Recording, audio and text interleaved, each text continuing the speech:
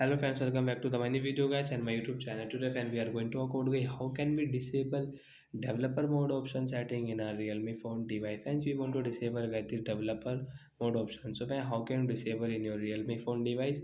Today I will show you in this video guys. So before starting video friend, first of all go and subscribe the channel guys, click the bell icon and like the video. So friends, now let's see how can we disable developer mode setting. First of all guys, we will on our phone setting guys. After on phone setting guys, we will scroll it, and when we will click on guys phone system setting guys. So I will click on system setting, and guys again scroll friends, you can see, you can check guys you are developer or not from here. So I tap here. When right side this icon guys, you don't want to use a developer mode setting guys, so when you can disable from here.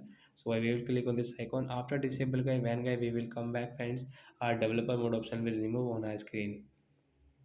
You can see guys, we don't have any developer mode option here.